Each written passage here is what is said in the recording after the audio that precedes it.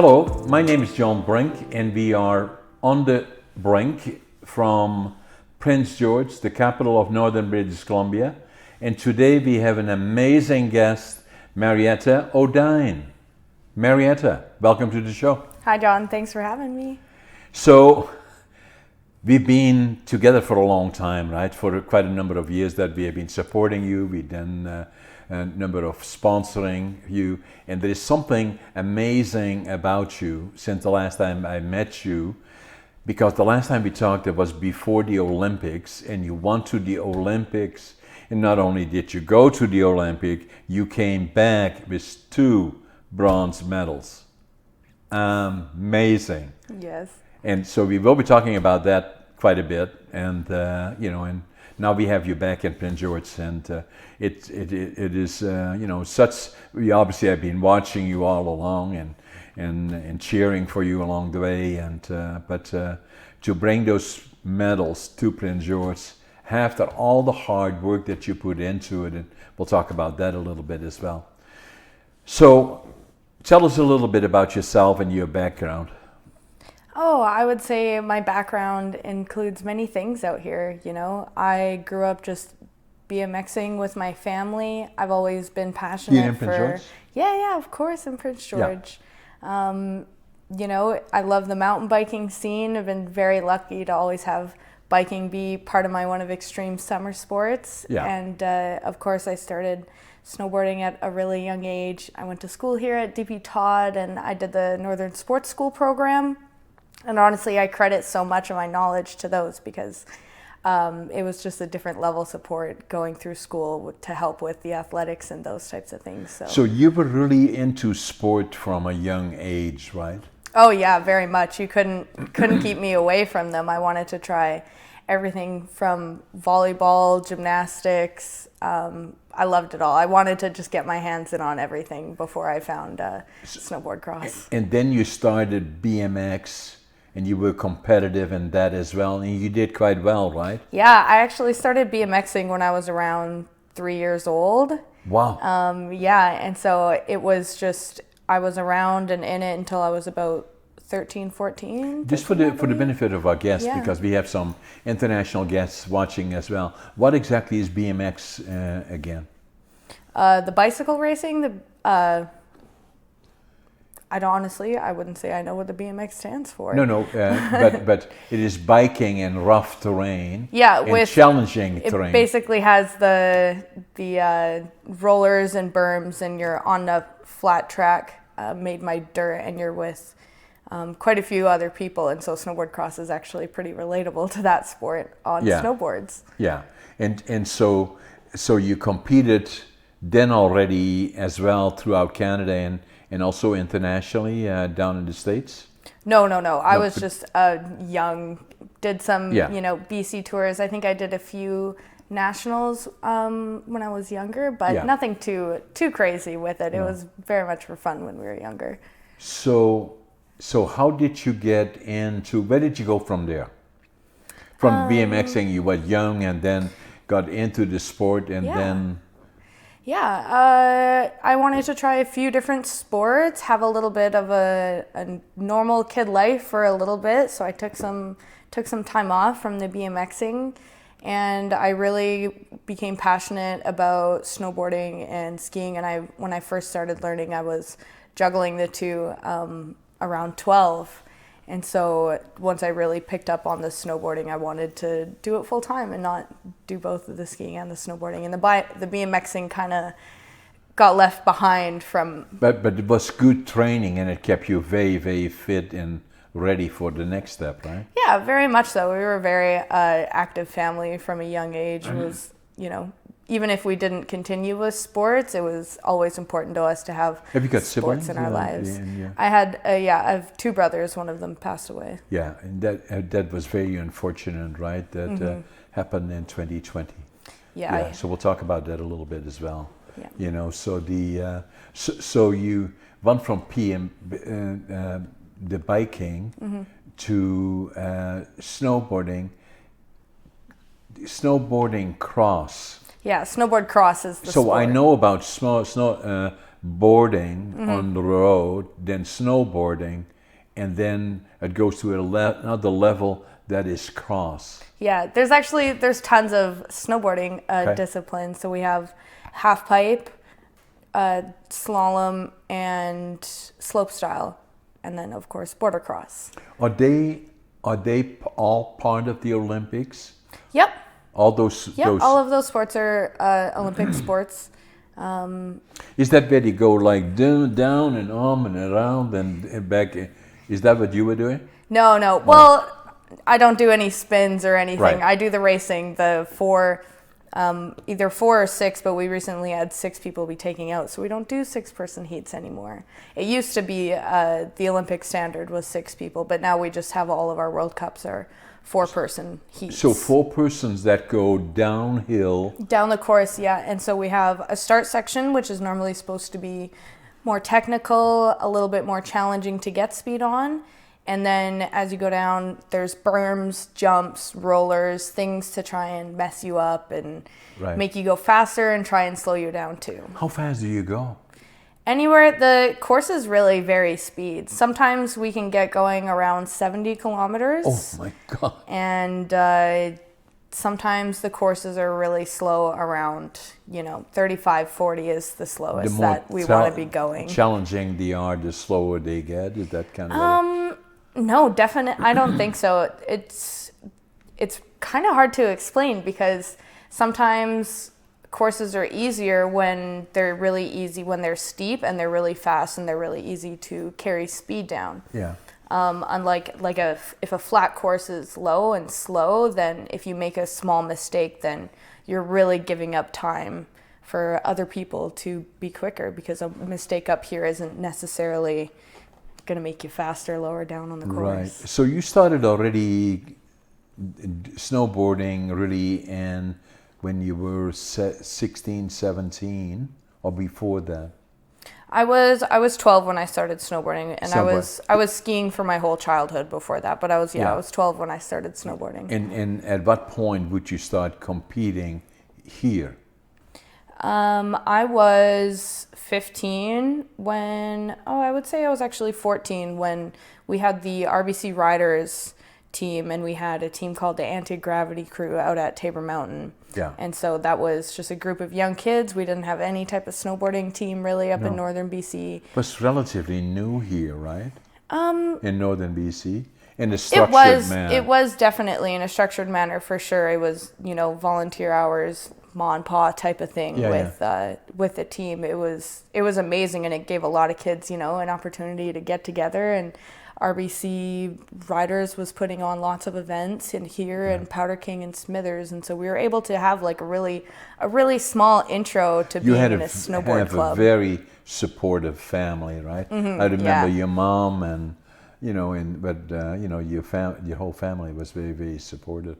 Of course, and it's very lucky I feel to have parents that not only wanted the best for me, but they saw in the whole of what their actions, could be doing for the community. They're not only wanting this for opportunity for their kids, but they see the whole picture that it can bring for other kids in the future as well. And inspiration, right? Of course. I mean, from the few years that we had this small team in northern BC of just a handful of teenagers to now, quite a number of us on the World Cup tour and on professional teams. It's from something so small for a handful of years, we really were able to show what things like that do. So when is the first time you competed? I think you went to the Olympics and were ready to go to the Olympics in 2017. 2018, yeah. Sorry. Yeah. And then, but before that already you were competing in the World Championships and had placed very, very high, and even did you win in your category? But you placed very high, right? No, in World Championships, I haven't quite had the luck of podiuming yet. Of course, they're very intense competitions. Junior World Championships would have been before the Olympics. Yeah. And I would say my last one I placed 4th at. Yeah. The year before that, was when the Junior World Championships in 2017. That year I was still doing 2017, I was still doing North American Cups. And then once I got on the national team, yes, the Olympics were the main aim for 2018. Yeah, I remember that we talked to you, I forget now, it was 2017, probably before the Olympics of 2018. Mm-hmm. And then after that, obviously, you got injured then, right? So tell us a little bit about that. Yeah. Well, on the morning of finals, I unfortunately caught some wind on a jump, and I got pretty twisted in the air. And once I landed, I was very twisted, and so I did a couple tomahawks down the landing, and I ended up with a pretty serious concussion. I had amnesia. I wasn't too sure what was going on around me, and even though once the time came around, I was feeling a little bit better, but I was still recalling incorrect facts. So unfortunately, I wasn't able to compete, and that was definitely sad. I didn't have like too high of goals for myself going there, with it being my first Olympics, of course, even though I wanted to do well and hoped I could have done well. But no, I think there was a lot of lessons learned from those Olympics, and gave you amazing experiences. Of course, absolutely. Yeah. Your first Olympics are, I think, a good experience no matter what. Even though I walked away with a couple black eyes, I still, I had a great time there while I could. And of course, where was that again? Was it in Korea? Or was it? Yeah. Yeah. What was the city again? Seoul. Seoul, yeah. Right? Yeah.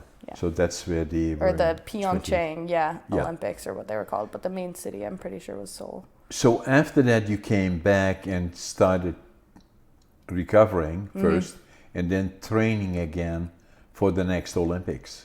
Yeah, so every year we pretty much have our World Cup tour. The calendar gets released around this time, generally anywhere from, sometimes it can be 6 World Cups overall. Some get canceled, some get postponed due to snow, unfortunately. We had issues with COVID and volunteers and things like that, so some of the years took a bit more of a dip on the numbers. But yeah, pretty much after that, I got right back on the horse as soon as I could, and the symptoms were all managed, and I knew it was safe to start pushing myself physically, of course, get right back into it and try and become a better athlete for the next year. Yeah.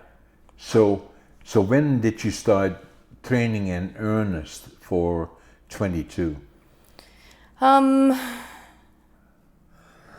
I would say that's definitely a hard question. I know our goals are always focused on, for sure, being like in a prime spot for the Olympics. Yeah. But every year I would say we're definitely pushing ourselves harder and harder for the next season. So it's kind of hard to measure a lot more just for the Olympics, because every year we are giving it our 100% to be exactly what we want to be for the next season. It was on your mind, though, as a goal and objective. Of course, absolutely. Yeah.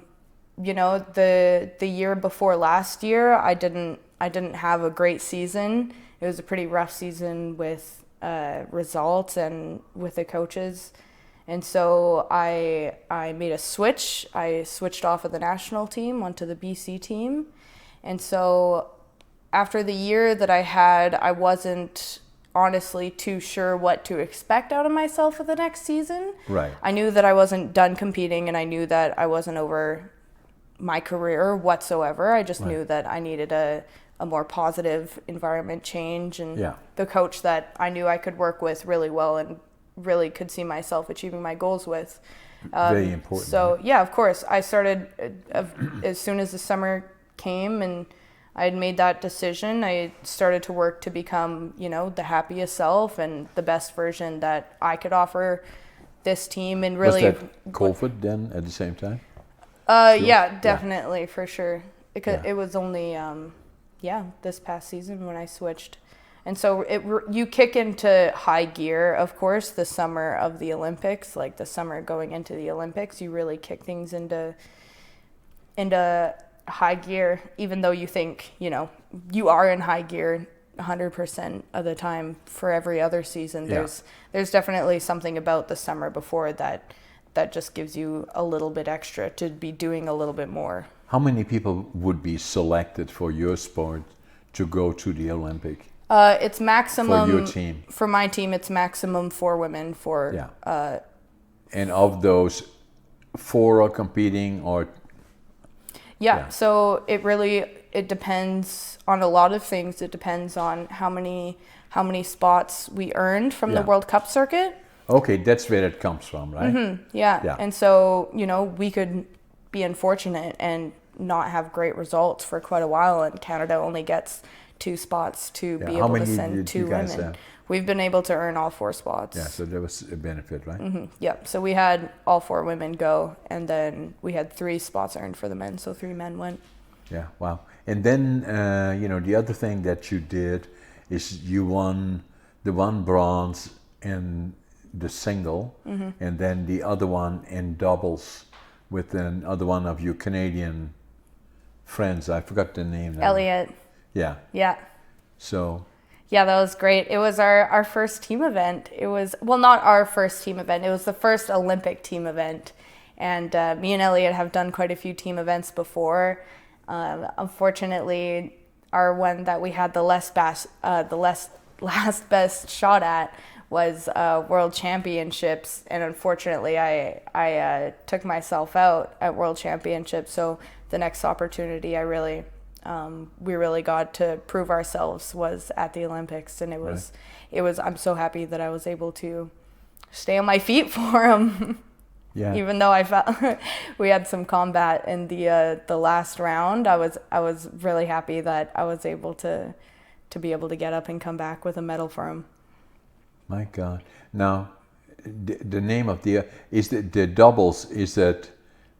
It's the team event. Yeah, the mixed team event. We used to have it where it was male, female, or so now it is male to female, but when it was originally introduced to the World Cup Tour, we had it 2 females. Yeah. So there was a male category and a female category of the team event. Yeah. And that was really fun. It did take a fairly long time, and it's such a fun event. It definitely takes a lot less time because we don't have the time trials and a lot less people and a lot less heats as well. So it's so much fun. Even though it's as serious as the individual event, a lot of people feel like there's less pressure, but I feel more pressure definitely during the team event because I don't want to let my teammate down, but also I feel like it's so much fun because not only are you living through their race, they're also going to be living through your race. So there's a really fun shared environment on those days. And the way it is done is individually then as the 2 together, you race together, or how does that work? So it's the men go first, and so that starts off in basically the original bordercross format. It's riders ready, attention, and the gate drops within 5 seconds. And so they have a regular gate start. They go down, do their race, cross the finish line, and we wear these transponders on our ankles. So when the guys cross the finish line, you can see, and there's splits down the course, so you can see who's in first, second, third, and how far apart. And so it's pretty much like a relay. When the guy crosses the finish line, all of their times are tracked, and then that gets relayed, the start gets reset, and then it goes riders ready, attention, and then the gate will drop in the order of how the boys crossed the finish line before you. And so there can be, half a second, 0.1 of a second, or it's a maximum of 4 seconds, pretty much, I would say, that the gate will drop afterwards. Quite a challenge. You're either racing right beside somebody, or you're being chased, or you have to chase them down, and it's a lot of fun. Yeah, and so was that the first time that the Canadians won medals in the snowcross? No, definitely not. We have Maëlle won gold in Vancouver 2012. Okay. And if I'm not mistaken, Dominique won silver in Sochi. Yeah. Yes. So we are well established then as a competitor on the world and Olympic team. Yeah. So where do you go from here? From here, really, I'm trying to get the new life in order and get this summer schedule down. Training started off already. I just had fitness testing this past weekend. Okay. And so I'll be home training for a while, doing some work. And we have some camps in Sun Peaks. And then before we go to South America in August. And then there'll be a few... South America in August? Yes, yeah.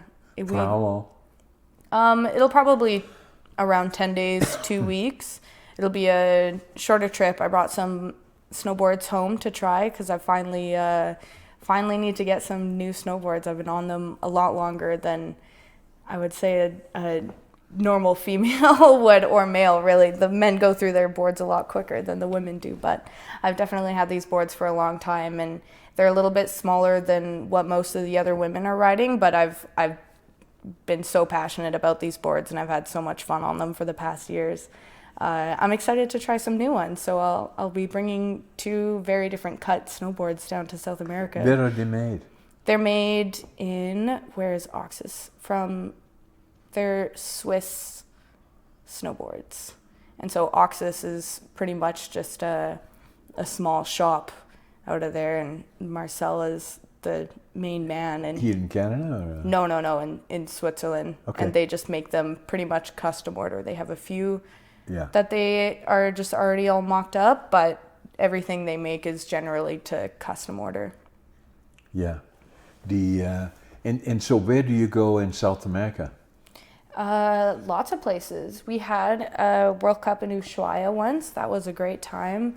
We generally end up we land in Santiago. Sometimes we'll be up at El Colorado. We go down to Pucón, which is a really fun little town. I absolutely love it there. It's one of my favorite places to go. Yeah, we do a lot of, I would definitely say a lot of driving around. Yeah, they definitely do. We've been going to lots of those places for quite a few years. And when you find somewhere that definitely works, you generally stay in contact with those, with the companies and the camps that they put on, because it's nice to go back to things that are familiar and that have worked in the past too. Makes sense, right? Mm-hmm. So do you go to Europe as well to compete? Yeah, actually, I was gone for 6 months over this past season. It was almost 5.5 months before I came home. We were away for Christmas and everything. It was kind of this year, the reason why we did that, because it's kind of been logistical nightmares traveling with COVID. It was like especially now. Somewhere around $4,000 were spent on just COVID tests. Yeah. It was insane for traveling and for the World Cups. It just became so much to handle that it was just cheaper to basically live in Europe than it was to get COVID tests and fly back and forth. Do you get any support from government or? Yep, we do get the government funding. It all depends on how you're performing, of course. Yeah. But yeah, we do get assistance. But as a bronze and a medal one from the Olympics, that it will help you, right? It will definitely be helping me in the future, for sure. Because your family has carried a lot of the costs, right? I wouldn't say no, not necessarily. Okay. Because I've done a lot of the work myself. My mother helps me with a lot of the... that's what I thought, the fundraising, really, on that aspect side of things. So she's been helping me put on events, and I did the hoodies last year, and she's been just a huge help with, making sure that those shipments were going out, and helped me do the website and things like that with her. So she's definitely a big part on the organizing things to help the money come in to support the season. But I started a landscaping company, and I worked 6 days a week for a few years. So it's definitely, and of course, going out, sponsor hunting, things like that, those take a lot of time and work. And so it's definitely, it feels nice to be able to put in that much work with my family and my friends, and have it be a community involvement really, and be able to show like what I've done with that support. It's great. It feels great really to be able to actually really show for it, even though people, that's not necessarily what they're looking for when they're sponsoring a young local athlete, but it definitely it feels good, to hopefully inspire them to come to future events, fundraising events, or even younger athletes that are having a bit of a community event that they're not too well known. Yeah, I think we've been there for you for the last 4 years or so. I was looking at some pictures of us standing together in when you were fundraising, and I think they must have been in 2017 or so. 5 years ago. Yeah. And so there's a lot of cost involved, and obviously you're actively fundraising as we speak. Yeah. Yeah, the hoodies are still selling, and the jackets, and I'd like to do another style of like comedy event dinner that wasn't really able to be done lately with all the COVID and things like that. Lifting now, it's looking like hopefully our numbers will stay good and we'll be able to do something like that again. Because I really enjoyed it. Yeah. So what I've done is, while we're sitting here talking about fundraising, we'll have a check for $3,000 for you. Oh my goodness, thank you so much. That's a lot. Oh man, thank you so much. That makes me so happy. We'll give you a big hug before when the cameras or when we have the things off. Thank you. Obviously, we'll be proud of being part of your team, and you're part of our team, and and we want to be there for you. Yeah. So, that then being said, now we go forward, and you're getting ready for the next step. So you were in Beijing. What is the next Olympics? The next Olympics is Cortina in Italy. That's where the next Winter Olympics will be. Have you been there? I have been. We had a World Cup in Cortina this year, actually, so we got a bit of a taste of beautiful area. The ski hill. It is a gorgeous area, definitely. Yeah. It's a nice, awesome little town. I'm very excited to see what will happen. Of course, the Italians have a very passionate crowd and very passionate athletes and successful athletes as well. Yeah. So I can imagine it's going to be a very insane event. The course that they had there was really fast and really crazy, and so I'm really excited to see at how that course is going to evolve over the next few years. Going into the Olympics. So they are already getting ready for it, right? So they because the lead time 4 years is not a long time. No, definitely not, and definitely not to 26, right? Build the Olympic size course for sure. There's a lot of things. All the infrastructure around it. Yeah, the infrastructure for sure, that takes a lot of time. I mean, mostly things like the dirt work, opening, falling trees, fixing slopes and things like that. Yeah. Because there's obviously a very high standard that they're looking for fairness and things like that at the Olympics. What did you think about China? Because this was just in the middle still. Not quite maybe, but still very much in the COVID period. Yeah. How did that all kind of... Honestly, I feel like traveling and being in our Olympic bubble, it's generally a completely different world than I feel like normal life. So we're able to, I feel like we were able to move, I wouldn't say so much easier, but it was comfortable because the airport wasn't undergoing any other operations other than bringing in Olympic athletes, making sure everything's sterilized, we're getting the proper testing, things like that. So we arrived, we would get our tests. We had to wait at the airport until we got our tests, and then we got on a bus. And then it was like a 4 and a bit hour bus ride to our village up at the mountains. And then we had just a mouth swab testing every morning, and so every day, yeah. Mm-hmm. Yeah. So the testing on the mouth, or did you have to go your nose, or the testing? I'm pretty sure it was just the mouth. Yeah. Yeah. And so they did that every day, and then from there on in, it must have been a different setting because there were virtually no audience? No, not really. No, pretty much not. There was a small amount, which pretty much just looked like to be volunteers and other athletes just standing in the athlete area. But it was for sure a lot of a different scene than previously and than what you would expect at the Olympics for sure. But honestly, it was still, I had an amazing time there. It was a great Olympic athlete village. It was clean. There was just volunteers working, constantly. They had everything that we needed really, and it was they did a great job with it. How many people in the Canadian team? Were they all together in one area? No, so this was the same way in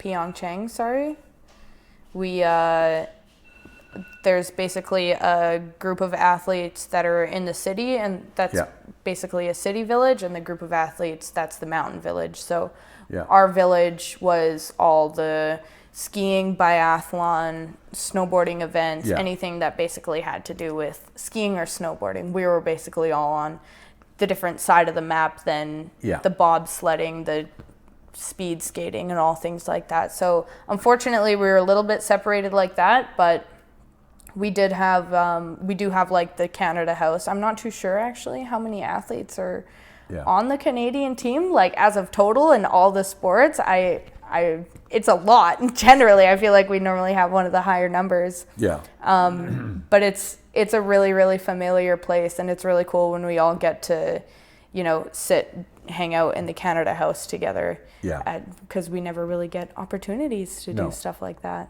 And especially in a setting where there is no audience really, and to have that interaction is still very, very important, right? Yeah, for sure. For sure. It definitely makes for a different type of energy on those competition days. Right. So what's next, Marietta? Or what is the next thing that you're going to be doing?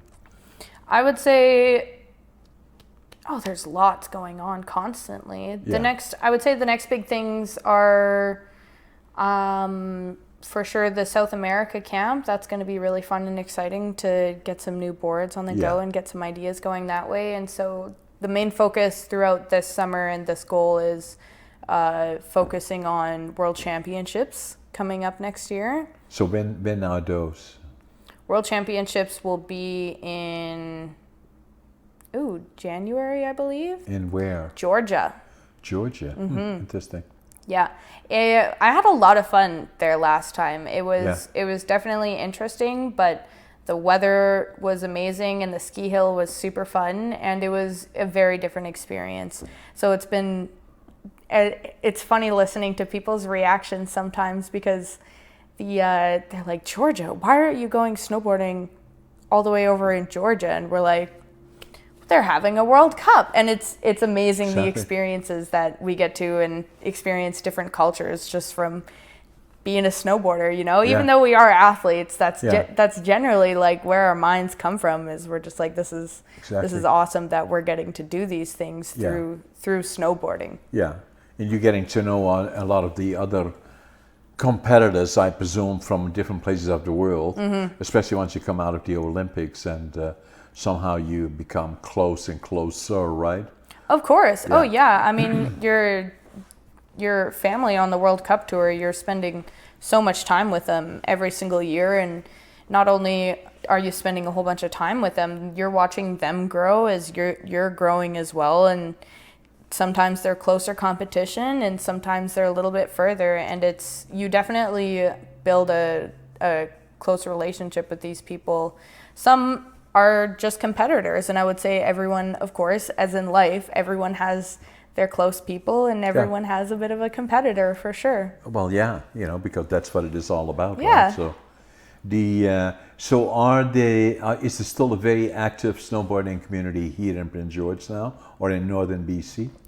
I would say definitely, yeah. Unfortunately, I think COVID took some heavy tolls on the mountains, and this year I know we had a lot more snow towards the end of the season, but it seems like those things we're suffering a little bit through COVID and our winters warming up. But I definitely believe that, yeah, we're an extremely passionate outdoors snowboard and ski community, and sledding as well. Yeah, and then and then in Canada, are the Canadian championships and all of those things too, or are they mainly the world ones that are where all the competing takes place at the higher level? we have. So last year there was no North American tour due to COVID, and so that even though it doesn't affect me, I saw the effects of it very heavily, because from the following year, there is a lot of people that didn't come back, that programs were failing from not being able to go to the competitions. And, unfortunately, all the restrictions that COVID had, of course, they were had on, kids' careers as too. Exactly. So it was sad to see that, because now you look at, on the developing side of things, if you have that taken away for a whole year, and communities like ours not being able to host events, and the interest really can really dissipate quickly from things like that happening. And so hopefully over the next few years we'll be able to get it up to the same level of competition and athletes that was once on the North American tour, because those are our feeders into the World Cup tour and onto the next generations of the Canadian national team. And we saw here how much it helped our little snowboarders in northern BC and Prince George, from just being able to have all those steps at the right time, really. And so I'm hoping that we'll be able to get back there at some point to show the interest. You see, you being here, sitting with me here, podcasting, downtown Prince George, did you bring your medals? I didn't. I'm sorry. I'm so sorry. No. I thought I was supposed to, and I got a little bit busy. I forgot. Honestly, I haven't looked at them in quite a while.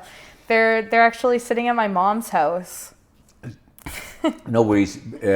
Maybe we can lend them for the next time we have a podcast, and we'll bring you back again. In the next 6 months or so. Mm-hmm.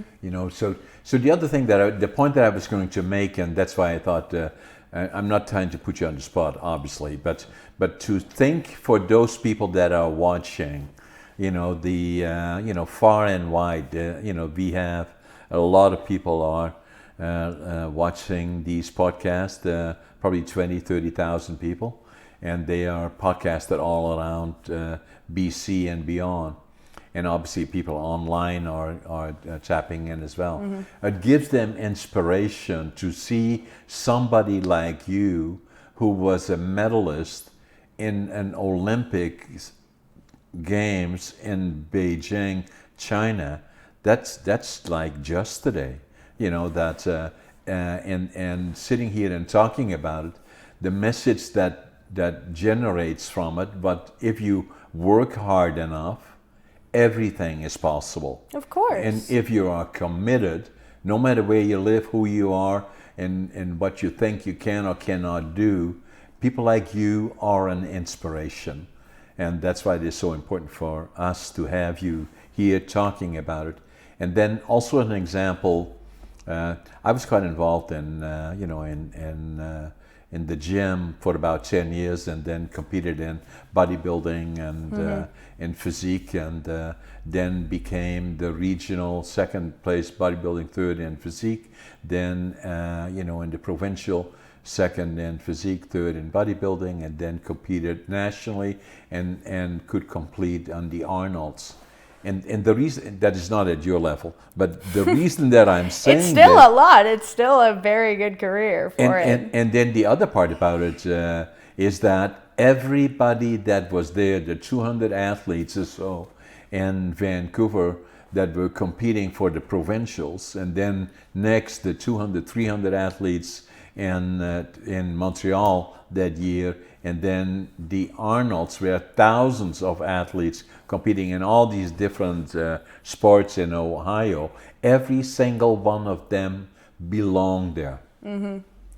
That meant they had made major commitments in terms of training to get to that level, and then secondly, to be in shape for the competition, which meant diet and all the things that you do so you are mentally ready and physically ready, because you have to be totally ready, because this is competing at the highest level, what you do in particular, but also the other athletes that for years and years have trained to get to a certain level. And you can't do it alone.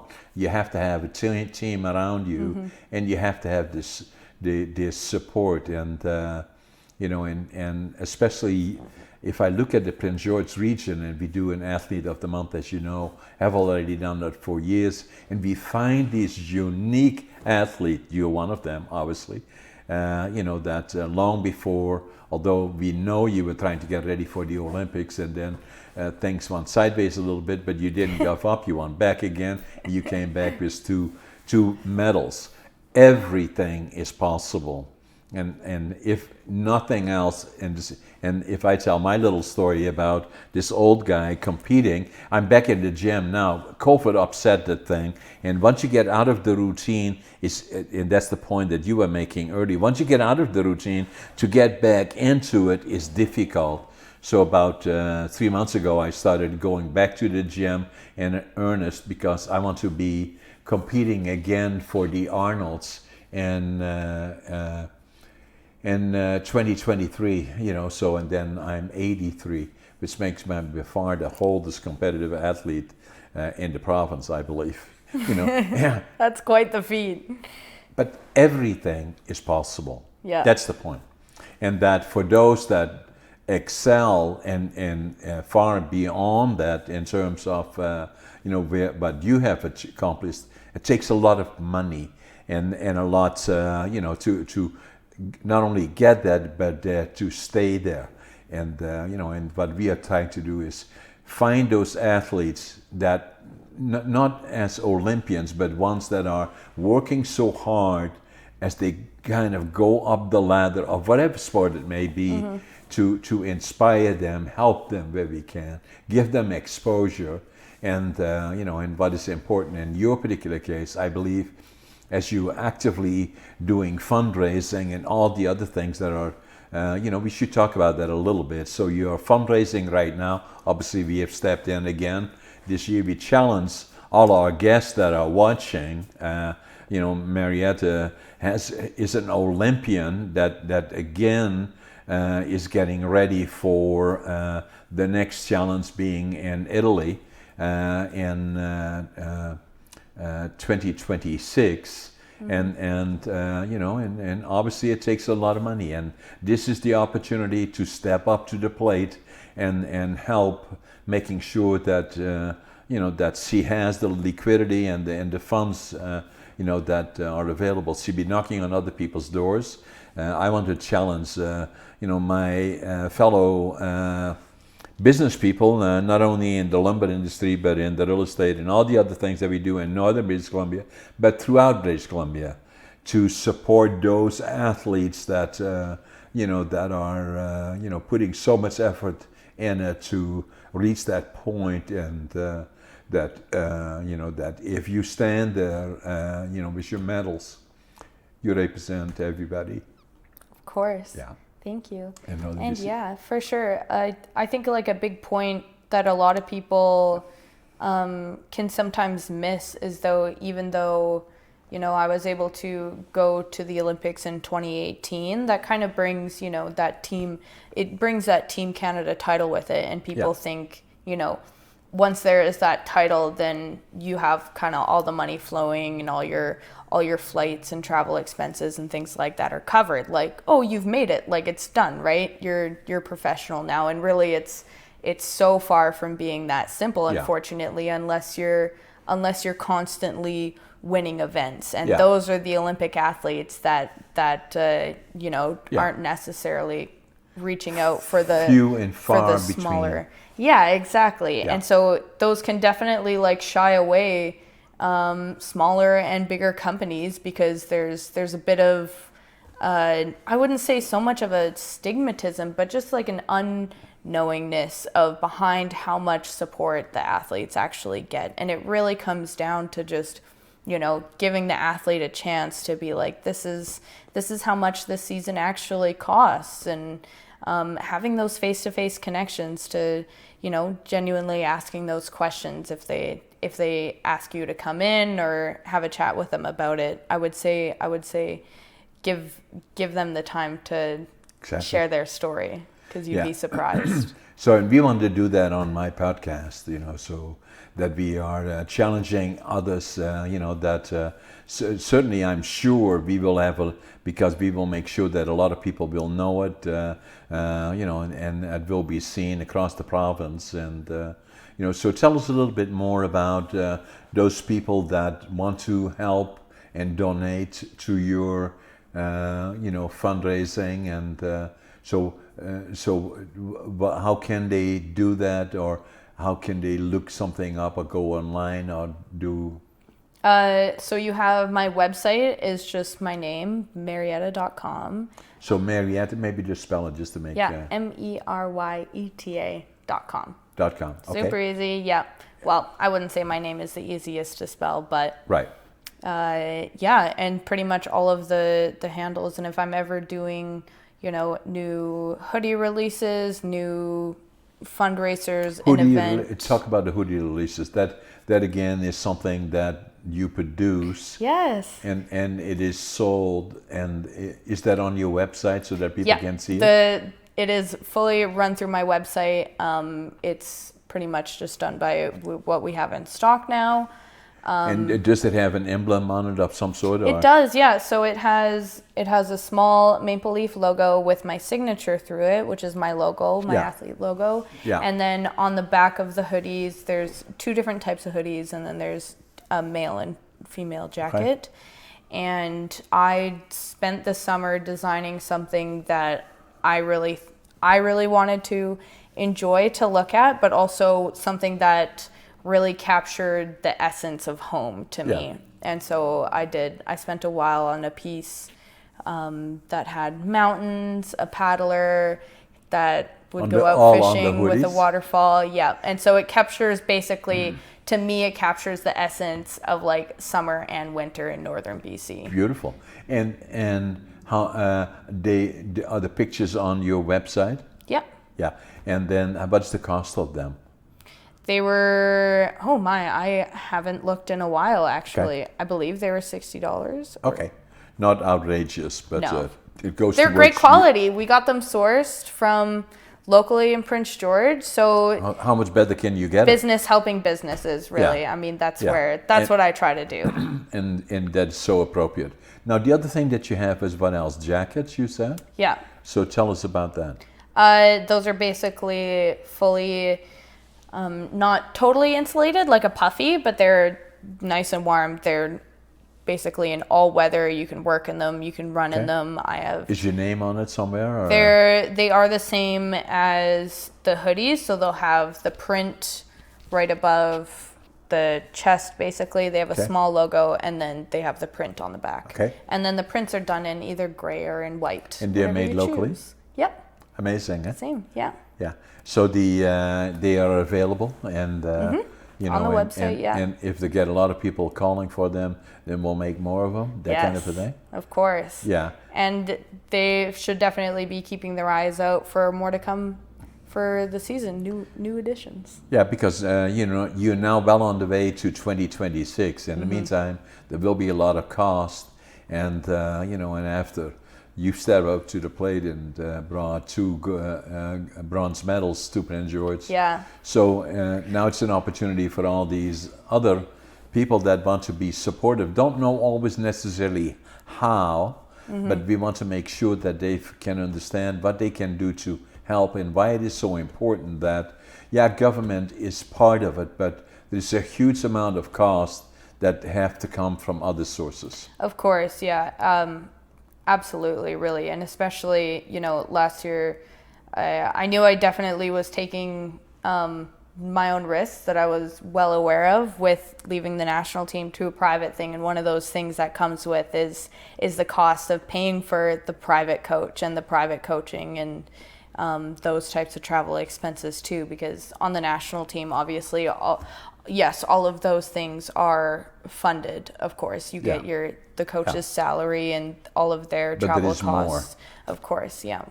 You know, and then how about the boards, the skateboards that you the snowboards? Sorry, snowboards. Yeah, it's all right. Sorry about They're definitely expensive. Oxus is one of the more expensive ones. But you have to have the right equipment, right? Yes, and I absolutely love them. So how much are they?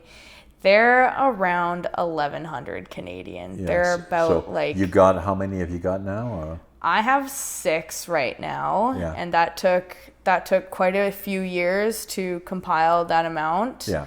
And generally we are traveling with 4, maybe 5. Some people have more, the different types of bases they have, and sometimes the techs like to prep a whole bunch of different waxes to see, you know, how they'll run during the day.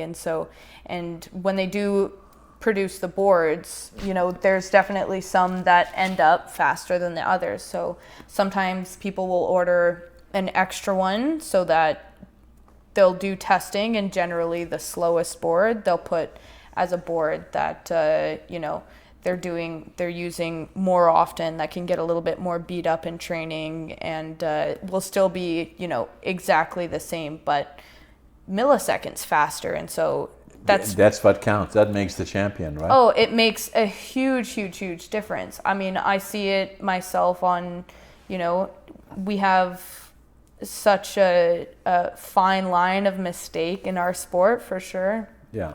And things like snow prep and what the wax that we have on our bases, as well as the top coats that the wax techs are doing. And so if you have a board that, you know, doesn't really matter what you put on it, isn't going to be going fast. That's a huge difference between, you know, you never making it into top 16 and you only getting 4th, and then you getting on the podium consistently. There's a lot of things that come into play that make the winners winners. So we want to buy you your next board. Yes. As well, yeah. So in addition to the donation, yeah. Really? Yeah. Oh, that's so nice. I don't have them ordered yet. I don't even know which one I want yet. So you let us know awesome. when, so we'll buy a board. We want to again challenge, you know, the people that have been watching this, you know, so to help step up to the plate. It's an opportunity to showcase that, you know, you are being supportive of athletes that give it all and inspires others. Mm-hmm. So, you know, thank you for being my guest. Of course. Thank you very much.